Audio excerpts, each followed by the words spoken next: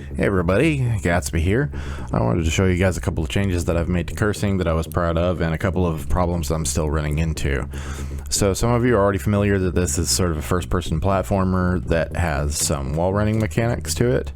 One thing I may not have... Oh, there's an interesting bug. That won't make any sense to you yet. I'll tell you about it in a second. Okay, so... there is supposed to be this sort of wall run aim correction that if I begin a wall run, it changes my my angle of movement so that I'm going perfectly against the wall. The reason for that is because you know, the movement physics aren't perfect, and so sometimes I'm going to be going into the wall at too great of an angle, away from the wall at too great of an angle. So by the time the wall run is over, I will have either bumped into the wall and bounced off, or just drifted away from it. And that means that I can't do a jump at the time that I was really trying to, and so that's a problem. So what do you do about that? Well, like I said, I had a sort of wall run auto aim that was correcting the angle of the jump right as I did it. But I had tried other things in the past. I had tried some forces to push me into the wall, push me away from the wall, and all of that was the robot's idea, which I think if you really think about it, you can tell. Oh, Mr. Robot, I'm not staying aligned with the wall. Oh, that's fine. We'll push you into the wall. Oh, Mr. Robot, but I'm hitting the wall and bouncing off. Oh, that's fine. We'll push you away from the wall. And we'll do both of those things simultaneously, and we don't see any problem with that. Which is why I came up with the auto-aim thing independently. He lied. I still came up with it with help. But regardless of the fact, it's working most of the time. It didn't work right there, as you can see. But previously, wall running did not require stamina. Once you were locked into the wall run, you were locked in the wall run. And as I continue to develop the game, I will get a better feel for what works and what doesn't. And I realized I really wanted to be picking up little Sonic style rings. Like I just wanted it. I knew that the game needed it from my perspective. So I came up with these little processors. They give you clock, which is the stamina down there at the bottom. And the stamina regenerates. So I was like, okay, well, what's the function of those? I made long lines of them that you could run through, and it would keep your stamina topped out. But as soon as you run off the lines, you're no longer topped out. You're running out like normal. So I had a couple of...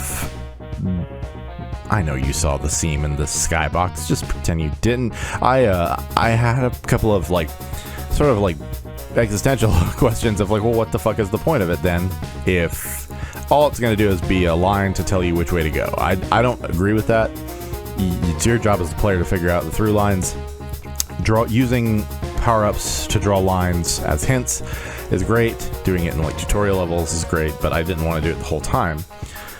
So then I started to realize, well, what if the power-ups can give you more than max stamina, right? So I experimented with that, and that made it feel better. It felt like, oh, I'm running through these to charge stamina up for later. And then it started to help me understand, oh, now we can possibly add a stamina requirement to the wall run. See, it pushed me off again, so I've got to figure that out. Because you can find certain wall runs that you are incapable of doing because you don't have enough stamina, but if you were to overclock, you could do it. So, for example, let's see if it kills me. You did it. Okay. So that seemed normal, right? The angle of the jump is perfect for that. This is the almost exact distance you can make with a wall run. So, yeah, that's great. All right, and let's try it again since the power-up's recharged now. And you saw my problem. Something pushed me away, so I've got to figure that out at some point. But let me show you the whole purpose of this real quick. All right, so power-ups aren't recharged. Try it again. Fall. I didn't have all my stamina back. I didn't wait for it to recharge. But even if I had, right, let me waste these power-ups real quick. I don't have any coyote time, so if you fall off the ledge, you fall off the fucking ledge. That's all there is to it. That's all she wrote. Okay, so if you don't have enough stamina for that, then at the start of the jump, that even picking up a couple along the way isn't going to do it. So yeah, that was the point of that, was to make it to where there are potentially little secrets that are telegraphed by the presence of the clocks or the processors. And then that way you can go, oh, I could make this jump where I couldn't normally. See, I bounced off again. So I've got to figure that out for my wall running. It may require me to completely redo the wall running, which is fine. This is like the second or third iteration of the wall running. Now let's talk about the speed lines.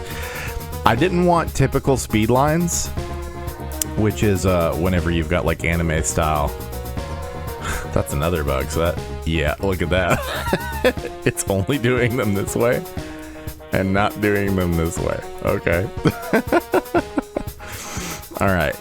I didn't want typical speed lines. This game takes place in a computer, right? So I wanted to have something computer themed. And I went and looked at, I'll put a picture up of it, the old Windows 98. You're connecting to the internet screen, and it's got these little teal dots, these little cyan dots. I was like, oh, that's what I want. I want little connection dots. I think you may have noticed that their fucking texture didn't load magenta. So that's because I'm in the build and not the preview edit, which means I need to fix something because it's not building the texture for the actual compiled version of the game. But it is what it is. We'll figure it out. I have stairs now. I didn't have stairs before. I had built stairs with platforms, but they were like hacky, I guess. So these actually work, have an incline.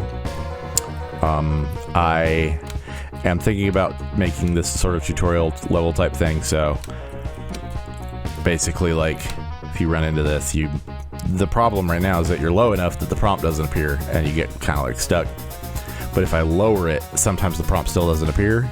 Have you taken your medicine? Yes. Have you taken your medicine? I literally have an alarm that goes off every 15 minutes the first hour of my day so that I remember to take my ADHD medicine because of how bad it is.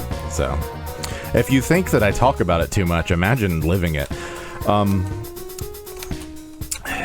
And let's see, zoom. Yeah.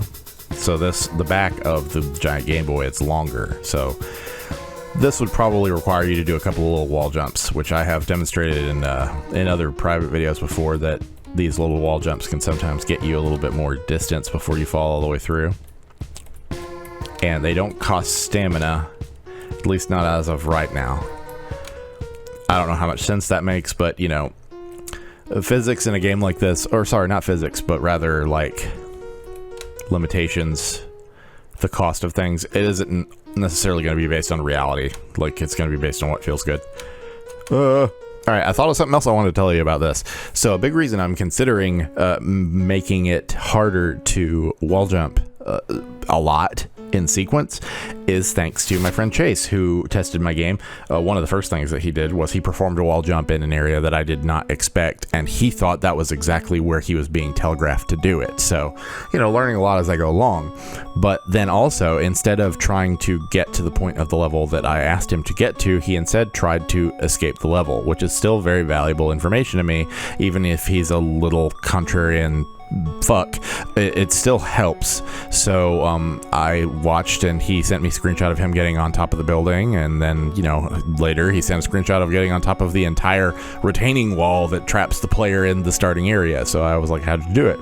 His response was the same way I got out of the building. I got into the corner and jerked off until I was on the moon. And so there probably does need to be something in place preventing a character from doing those wall jumps back and forth so quickly that it resembles a tic-tac jump, because I am not actually making a Super Mario 64 tic-tac jump. I think that's too hard in first person. I think Mirror's Edge did it right, and I greatly respect those developers. I don't really think I can just do something like that easily. Maybe I'm wrong to be thinking that. I just thought it would be easier to have a little, like, Titanfall style forward wall run that you can use to exchange walls to get more forward momentum. But his immediate knee-jerk reaction was to use it like a Super Mario 64 tic-tac jump, and he did it as if it were designed like that and succeeded. So, you know, it's one of those things that I've got to decide as a developer is, am I going to continue to utilize that? Is it telegraphed well to the player, and is it something the player can execute in a way that feels right, or is it a feature that the player has developed independently from the developer that is not something I can necessarily control how well it feels because it was an accident, so it is what it is. All right, well, this is the first time in a while that I've made a little video about my progress in this without turning it into a big, long, annoying rant, so I think I'm going to stop now before I start talking about something. Thanks so much for watching. Appreciate it. Bye-bye.